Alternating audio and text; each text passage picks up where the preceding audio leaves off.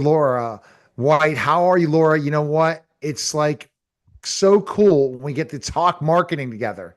And you are so knowledgeable when it comes to affiliate marketing. I wish I knew some of the things that you know. It's been from trial and error, right? It doesn't just happen overnight, does it?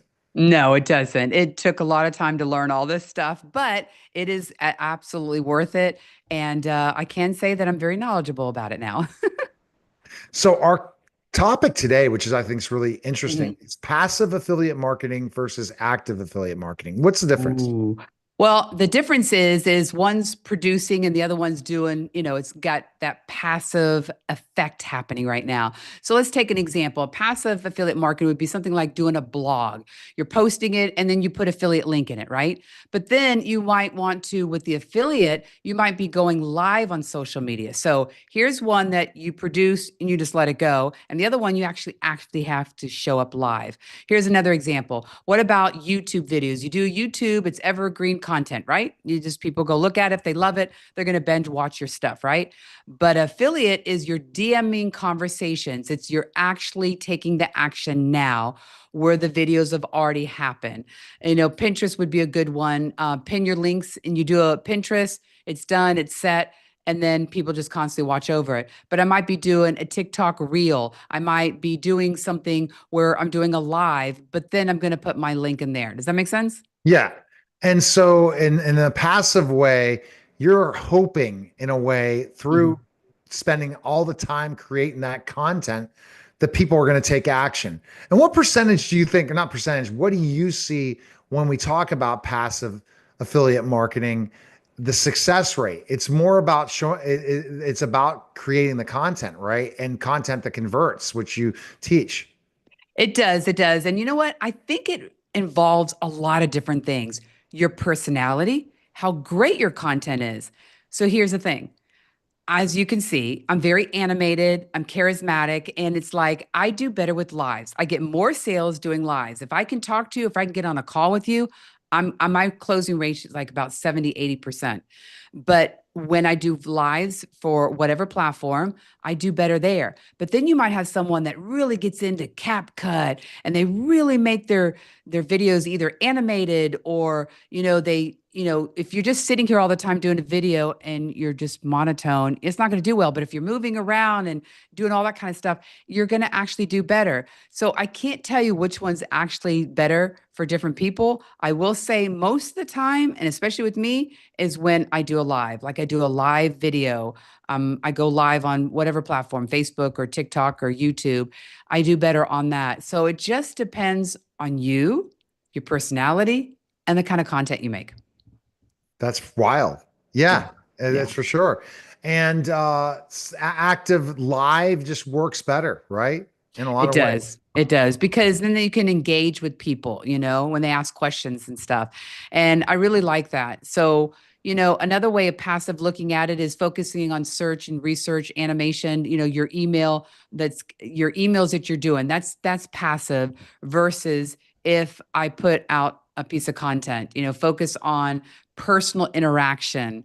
That's pretty much the difference between the passive and the affiliate marketing. So when you're talking about active affiliate marketing, it's taking an action that's Mhm. going to get almost immediate response. Are direct messages a active affiliate marketing in a way? No, direct messages is well, it's the attractive one. Yeah, the affiliate one, not the passive. That's more like you've already done a post like Pinterest or Right. TikTok or So that's Facebook. You've already so done something. so that's active Yeah. is a DM. So that's more in sales, picking up a phone call versus waiting for somebody to call you. Yeah. That's passive way. And you do both, right? Not Yes, yes, yes, yes. I absolutely do both. Yes. My biggest platforms are TikTok and FB. I do a little bit on Instagram. Wait, what am I talking about? YouTube. Hello. So, yes, TikTok. I have to say my two biggest are TikTok and YouTube. And then my third would be FB. My fourth would be Instagram. So, I'm hoping to get into the realm where it's posting everywhere. So I'm working on it that this week, but really been big on FB and YouTube and TikTok.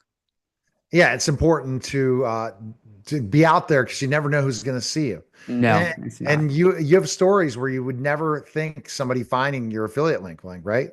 No, it's everywhere. And it's so funny because I'm 62 and when people told me this, because I've been on for, let's see, a year and 2 months. And if you would have told me 2 years, I'm like, "Ah, no, I'm not going on TikTok. No way." But when you realize the benefits and everything that it has to offer, and even YouTube, it just changes everything in your business.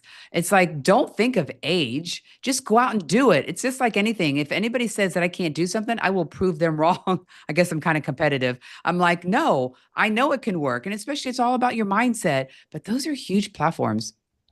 Yeah, they definitely are. And it's getting out there and being present. Because when you're present and you have a brand, people resonate Mhm. because they already know you. How many people have saw your lives and then they reached out to you because they felt like they already knew you? Yes, all the time, all the time. Or they always say, I don't know what. I always think I have such a deep voice. I sound like a guy. When I was growing up, I have four brothers. I used to remember answering the phone and they used to go, "Oh, is this George Bruns' son? One of their sons?" I go, "No, this is their oldest daughter." But I say that to say that I'm like, people always say that my voice is soothing or they really like listening to me. And I'm thinking it's so deep. But anyway, I don't know. I just love talking to people. But if you would have asked me to do that 10 years ago, I would think you were crazy. So, I just think outside the box. You definitely do think outside the box, and that's important because if you Yeah. don't, forget about it. And it's being creative too, Yeah. right? Yeah. Especially when you're active. Like, do you prepare before you go live? No, not really. It just comes natural to me. I actually, Neil, that's so interesting that you say that because I have a friend going, "Oh, I have to plan. I can't just go on. I have to have my notes." I'm like, no, I don't. I don't do any of that. I don't. I mean, I have kind of an idea of a topic, like this is John Maxwell. I love this because one of the things that's very important when you go live is you speak about your values.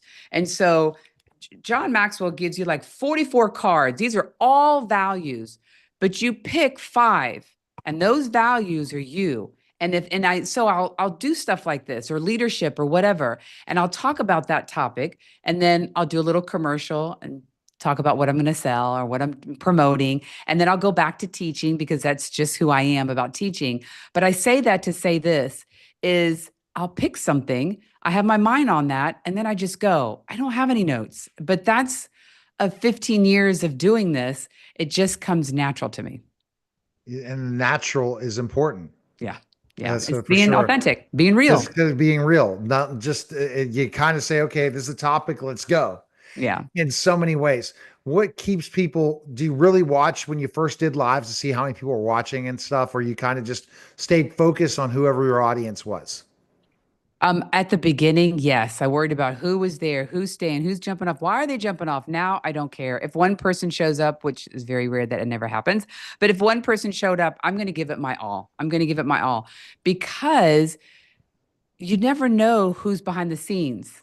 Like TikTok, there's so many people, Neil, that have actually called me and says, "I'm ready to join." I don't know who they are. They've never been on my live. They go, "I've been watching you behind the scenes." So on TikTok, they can watch you behind the scenes and never show up on your live. So I get that all the time. I guess when I first started coaching like 10 years ago, I did my first my tea room conference. It was really cool. It was a girl stuff.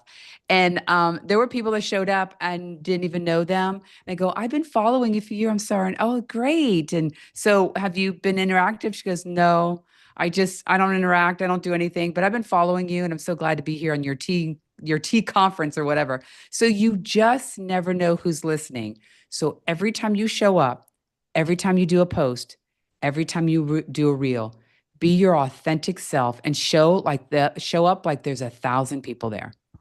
And that's a great point. I remember that in pro wrestling. If there was a crowd of 50 people or 10,000, I would always perform the same.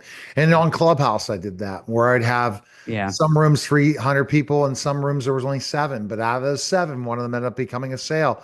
So you never know. It cracked me up saying, I'm not going to come in a room and there's only 20 people. I'm like, dude, No, would you speak in a group of five? Absolutely. Because we're here to perform and we never know I who know. that performance and that person is. Hey, Neil, I listen to your show all the time. Well, I didn't know you listened to it. And they cut a deal. And he's like, and I've been watching you for the last 7 years. So I really know you're the man to take this position. Yeah. I'm like, really? Okay. Cause you don't think about it. You just say, No. okay, I have an audience, but you don't put faces, people to faces. And what do you mean about TikTok? I'm still confused about this. And this is the me still not.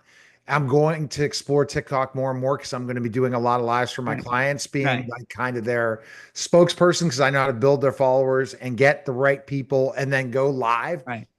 What do you when you get on first and you see that number 3 or that number 4 Mhm. in the right hand corner? That is who is considered the people live right then and there. Even though they Yes, they're say, live with you. They're even though watching. you see all these people check in, they drop Mhm. off fast. Is that just a quick drop off? I don't Yeah, think they it's just they like, what is her topic about? What is she talking about? And a lot of times, if I'm outside, I do a lot of my lives outside on my stand, so they see that. And sometimes I'll walk around; they'll stay on longer. Like, what is she talking about? It's like intrigued, you know. So, yes, they'll sometimes a lot of like even at the end, you can go back on TikTok and find out who showed up and how long they stayed on. right. And Absolutely. you'll get quite a few that just stay on like a minute or so, but you just don't care. You just show up. But I will tell you, if it gets down to like 10 or something, or 5, I just jump off. I'll say, okay, I'm gonna go on later tonight or whatever. But right now, I've just been on so long that doesn't happen. But yes, it'll show you how many people. Doesn't show you how many people behind the scenes are watching. But it'll show how many people are jumping in and how many people are staying on the top So corner. that's the live up in the top. Okay, I'm just trying to figure that out. But why are you see all these people checking in on the other side? That while you only see this many on top. Well, you don't know who's behind the scene at Oh, all. they show a check-in. There's a check-in spot right here where I see everyone checking in that's live there, and I'm trying to interact in the comment section while saying, "Hey, make sure anytime anyone's commenting to make sure you're liking their stuff and making sure you're staying active." Because I remember the days of Facebook because Yeah. it was really good on Facebook Lives till Yeah. it died, Yeah. which I I miss. know. I know. I mean, because Facebook was a better platform for live than TikTok in a way, meaning the way it first developed, if they could have measured anything, the way you can interact in the Yeah. chat, TikTok's not beating that chat. I don't think they have. No, seriously? No, I what about think Instagram? Facebook, What do you think about Instagram? Instagram lives, I don't know if it still beats Facebook, the real Facebook that just died. And then you think about all the different channels going live all at the same time. It's like live FOMO has disappeared and the only place Yeah. left is TikTok. And I've said this before about places like when you're looking at the algorithm on Clubhouse or different things. Now I'm hearing people, I'm on Twitter Spaces. I'm like, there's too many platforms and I Yeah, don't too even many know. blind. I'm just sticking to TikTok. I'm just Yeah, sticking to you got to TikTok. stick to Yeah. TikTok. Yeah. But so I'm just trying to say, so I've done lives where I've done 700 views in about 30 minutes, but I don't get that many live on the top. So that'd be interesting to look at. I guess you could go back and connect with a lot of them. Do you go Oh back yeah, and I do, do. Oh my gosh, that Neil and is so then important. Listen, that's where I've gotten my sales because I'll go back once you finish. It'll show how many people were on there, how long they stayed, who gave you gifts, and all that stuff. And the ones that were on the whole time, I haven't been following them or whatever. You could follow them or not. I don't necessarily follow anybody, but I always give a message. And here's what I say: Thanks for being on my live today. And then I'll say, let me know if you have any questions. Or if they engaged at all, say, hey, thanks for being on my live today. I noticed you asked a lot of questions. Would you like me to send you the information? Boom, I get sales that way. So interact with the people that stayed on long or that asked some questions. And when like a year ago, I wasn't doing that. It makes I see the comparison makes a big, big, big difference. how many people come back each week when you go live? Do you see a Oh, good percent? it's just different. Well, when I was very consistent at 9:30 a.m. Eastern time, there were consistently, I don't know, 10 to 20 people that showed up all the time, but I don't want the same people that are following me that already have my program. I want new people. But that's why you schedule your lives. That's why you schedule lives. Let people know what you're talking about, what kind of content you're going to give, and what results you're helping them to come on your live. Got it. And what do you say? How long does it take to build a live if you're concerned about doing a live?